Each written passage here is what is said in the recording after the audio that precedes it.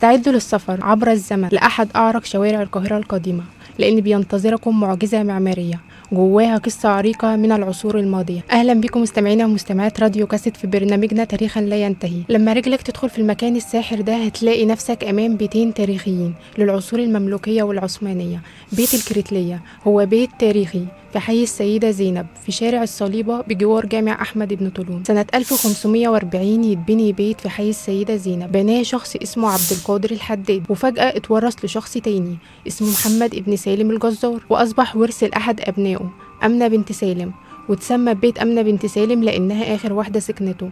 وفي سنة 1631 يتبني قدامه بيت تاني على إيد واحد من أعيان القاهرة اسمه محمد ابن سالم ابن جلمام. بعدها بسنين البيتين دول ينضموا لبعض عن طريق قنطرة ربطت بينهم ويتحولوا لبيت واحد، لحد ما في الآخر تسكنوا سيدة من جزيرة كريت، وبعدها يتسمى بيت الكريتلية. بيت الكريتلية كان ليه دور كبير قوي في السينما العربية والعالمية. اتصور فيه فيلم ذا سباي هو لافد مي، واحد من سلسلة أفلام جيمس بوند، وتصور فيه فيلم الناظر للفنان علاء ولي الدين في مشهد دخول التتار مصر. مش بس كده، اوعى تنام يا يحيى، الجملة الشهيرة من الفيلم الشهير الفيل الأزرق، وكتير من الأفلام والمسلسلات اتصورت في المكان ده. قصر الشوق والسكرية وبين القصرين والخرافيش.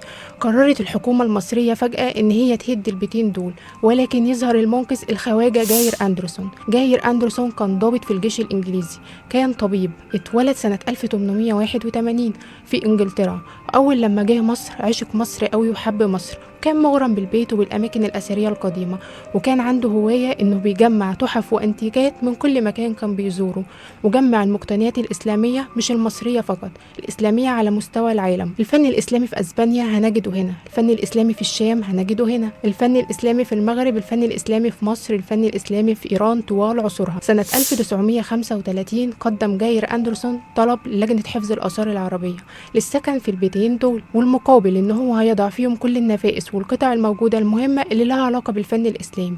وبالفعل تحول هذا المكان إلى متحف لجمع التحف الإسلامية سنة 1935. بمجرد دخول جاير أندرسون بيت الكريتلية يقابله سليمان الكريتلي. مين سليمان الكريتلي؟ خادم البيت من وقت الأسرة الكريتلية، وكان مسؤول عن ضريح في حديقة البيت، الضريح اللي بتدور حواليه أساطير وحكايات كتيرة جدا. والضريح ده بيرجع للشيخ هارون الحسيني. الشيخ هارون معروف إنه ولي من أولياء الله الصالحين، وكان بيحمي البيت من أي أذى ممكن يصيبه.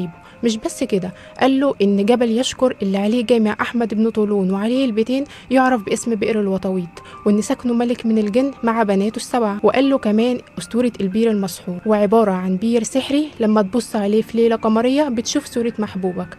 طبعا دي كلها روايات وأساطير رواها سليمان الكريتلي، وانتشرت باسم أساطير بيت الكريتلية. مش بس كده، جاب واحد من الفنانين الشعبيين اسمه عبد العزيز عبده، وكان عنده موهبة النقش على النحاس، وطلب منه إن هو يسمع الحكايات دي ويعبر عنها برسومات على أطباق من النحاس. والنماذج دي موجودة في متحف فيكتوريا وألبرت في لندن. المتحف هنجد إن هو بيضم قاعات كتير، منها القاعة الهندية والفارسية والمصرية القديمة. بعد وفاته أو لما مشي من مصر نهائي أصبحت المجموعة دي ملك للحكومة المصرية، وده خلى الجاير أندرسون دور كبير في تنظيم المتحف والأساس والقطع الفنية من البيوت الأثرية والأسواق المحلية والدولية. وبكده تكون وصلنا لنهاية حلقتنا النهاردة من برنامج تاريخا لا ينتهي، ولكن ما ننساش إن لكل حكاية نهاية، وبعد كده بنبدأ حكاية تانية من أول وجديد. أشوفكم المرة الجاية في حلقة جديدة ومميزة. كنت معاكم أنا بسمة مختار.